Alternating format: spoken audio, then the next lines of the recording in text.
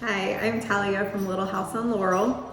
I've come up with a recipe that you're going to love for basil sourdough bread. It's like artisan sourdough bread meets pesto, which just seems to go perfect together because people like to put pesto on their bread anyway. In this version, we're going to bake the pesto into our bread. It's summertime here on Little House on Laurel, and we have plenty of basil in our garden. I'm always trying to find new recipes with basil because basil seems to grow so quickly and in large quantities. A couple of weeks ago, I did a strawberry basil iced tea recipe here on YouTube, so make sure you check that out. Today we're gonna focus on basil sourdough bread. When I first smelled this baking in the oven, I knew it would pair perfectly with homemade tomato soup because basil and tomato just go together. You'll definitely want to try dipping this in tomato soup. It's perfect. Because this is an artisan style loaf, I don't recommend using a stand mixer to knead the dough. I'm going to teach you how to do stretch and folds to the dough. Stretch and folds help to form the gluten in the dough, but it's more gentle than kneading it. The less hands-on you can be with your sourdough loaf, the more airy it will be. You'll have nice bubbles, and you'll ensure that it doesn't get overworked to the point where it's a stiff dough, which will not be nice and elastic and won't rise well. Let's go over the ingredients that you'll need for this recipe. We'll start with half a cup of active sourdough starter, a cup of warm water, 2.5 cups of all-purpose flour, 1 teaspoon of salt, a half a cup of finely chopped fresh basil leaves, 2 cloves of minced garlic, 2 tablespoons of olive oil, and 1/4 cup of grated Parmesan cheese. As far as tools you may need, you'll want an enameled Dutch oven. This one is Lodge brand, and I will link to that in the description box. A banneton basket for proofing your dough. If you don't have a banneton basket, you can use a bowl lined with a tea towel. You'll also want a bread lame if you're going to score the top of your dough. You'll want a serrated bread knife for slicing your artisan loaf. This one works really well especially for artisan bread that can be really crusty on the exterior. I'll link to this as well. And then you'll need some parchment paper to line the inside of your enamel Dutch oven. The first thing to do is to feed your sourdough starter. You want it to be nice and bubbly and active before you start this recipe so that your dough will rise well. You'll feed it anywhere from 4 to 10 hours before you plan to make the bread. It really depends on your starter and how active it is, as well as the temperature in your home. If it's warmer, it will take less time to become active and bubbly. Okay, we're ready to start making our dough. I've let my sourdough starter go for about 4.5 hours. I'm gonna stir it up really quick.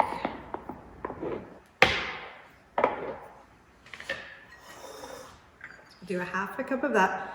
And remember, you don't want to do this in a stand mixer. You want to do it in just a regular bowl because you're going to use your hands to do the stretch and folds.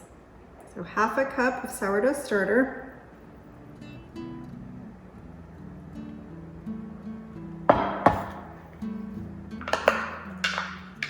One cup of warm water. 1 teaspoon of sea salt. Half a cup of fresh basil leaves, chopped fine. 2 cloves of garlic, or about 1 teaspoon minced.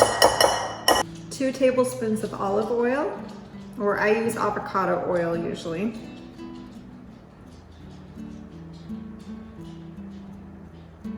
One-4 cup of Parmesan cheese, and 2.5 cups of flour. I use all-purpose unbleached flour.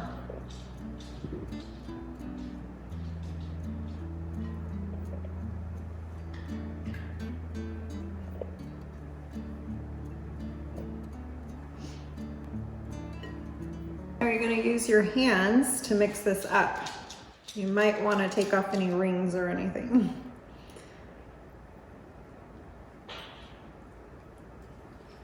Once the flour touches the liquids, it immediately starts to build the gluten. And then as you do the stretch and folds, it will build the gluten a little bit more and a little bit more.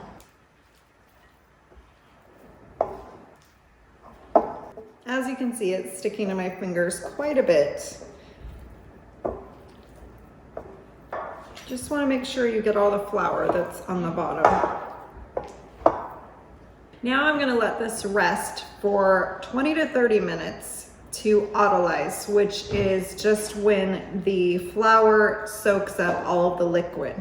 All right, as you can see, I covered this to autolyze or to rest, and it's been resting for 30 minutes. So now we're going to start our stretch and folds.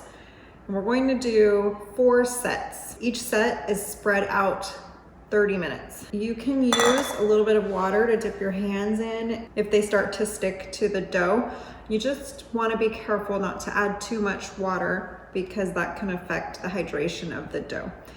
You also are not going to add any more flour at all to this recipe because, again, we don't want to affect the hydration. To do a stretch and fold, we're going to start on one side and just pull up. That's the stretching. And then we're going to fold it over to the center.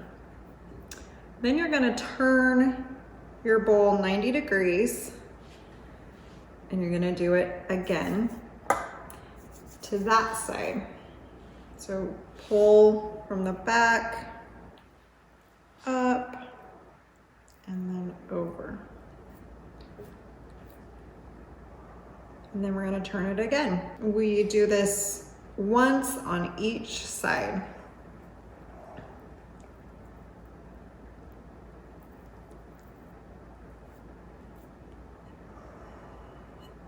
And the last one.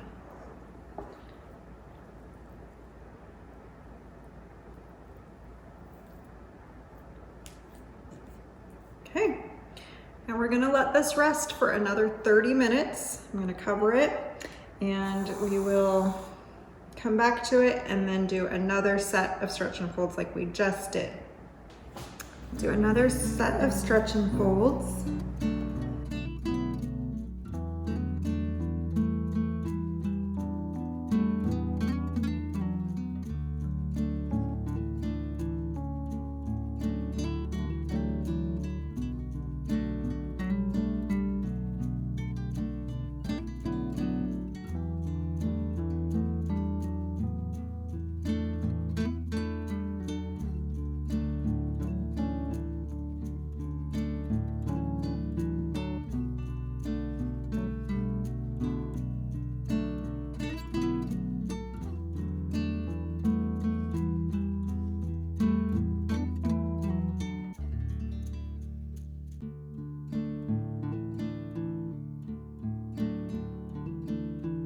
Doing our third set of stretch and folds.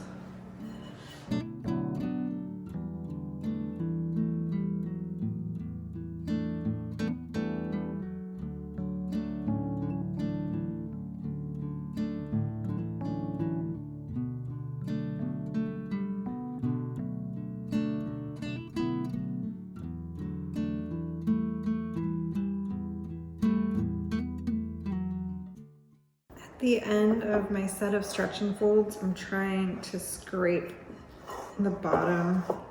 If there's any dough sticking to the bottom, then I kind of scrape it back into the rest of the ball. Okay, we're on our fourth and final set of stretch and folds.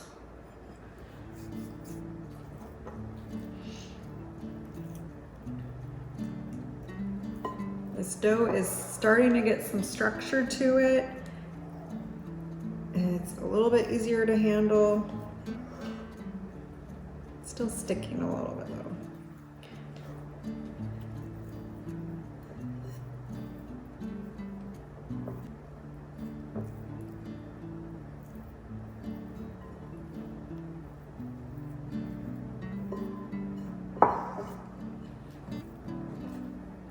It's a little easier to form into a ball.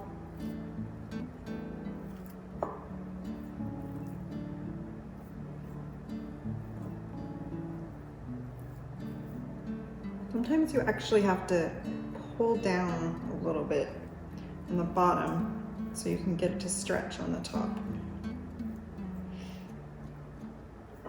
Okay. We are done with our stretching folds. So now what I'm gonna do is first I'm gonna wash my hands. This is now going to bulk ferment for 8 to 12 hours until it's doubled in size. So you're gonna leave it out on the countertop at room temperature. I'm going to cover it with saran wrap because you want it to be airtight so it doesn't dry out and get a skin kind of on the top. I'm gonna cover it with the towel again to keep it nice and warm. So 12 hours from now is about 5 in the morning. I had to time it this way because I'm gonna be gone this evening.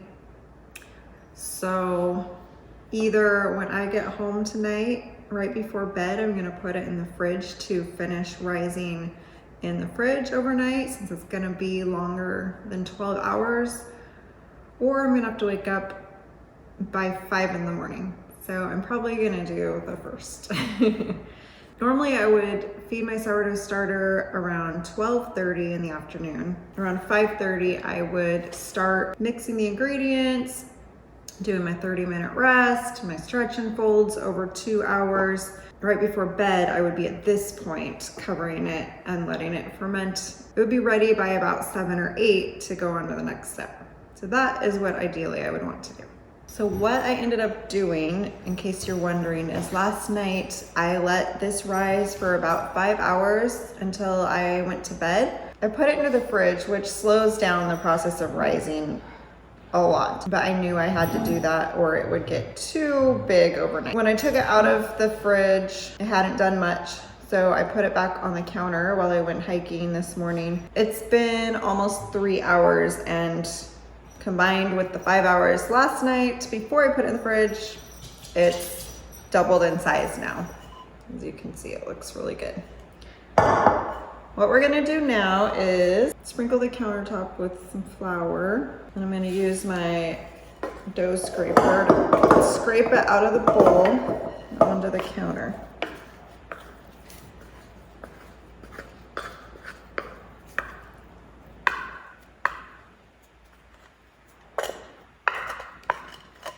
So I am going to fold this onto itself a couple of times without hopefully deflating the whole thing. And I am putting a little bit of flour on my hands.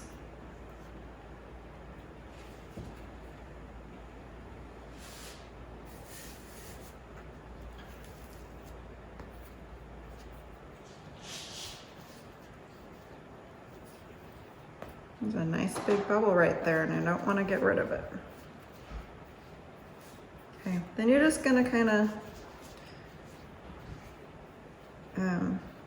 shape it into a ball. We're gonna let it rest for 20 to 30 minutes on the counter before we put it into the banneton basket, just so it can harden up a little bit on the outside, not stick to the bowl. It's rested for about 20 minutes. I'm going to sprinkle the banneton with flour. And you want to be really liberal with the flour that you're putting into the banneton, or if you have a tea towel that you're lining your bowl with, sprinkle that really liberally, because you can always shake off the excess flour after it's risen. I'm carefully gonna pick this up, trying not to push out any bubbles that might be in there. Cover this with the towel until it's doubled in size again. So this time it should take about 2 to 5 hours. It doesn't take as long to double in size the second time. Now this is doubled in size again. And so what I'm gonna do, I have my Dutch oven preheating in the oven at 450 degrees. I'm going to carefully pour this out onto the parchment paper. Okay, Okay, so this is when you can score it. If you don't score the top, it will just crack a little bit during baking, which is fine.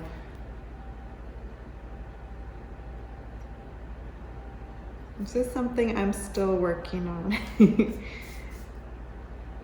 And this is a pretty soft loaf, so I'm not gonna do anything crazy because I don't wanna flatten it. Just do a little cross in the middle. The oven is preheated now to 450, so I'm gonna remove the Dutch oven.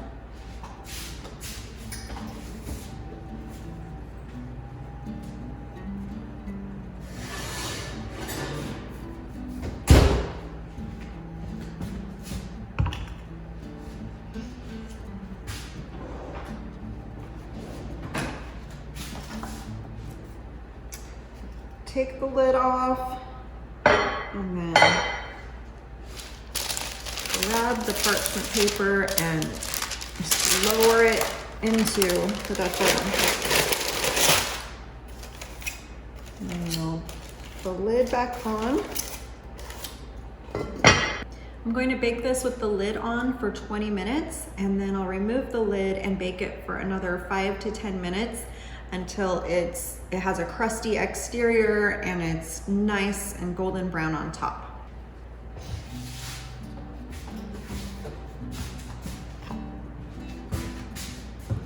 I like to do a little bit of a question and answer section in my videos, just because there's so many questions and so many things to learn about making sourdough bread.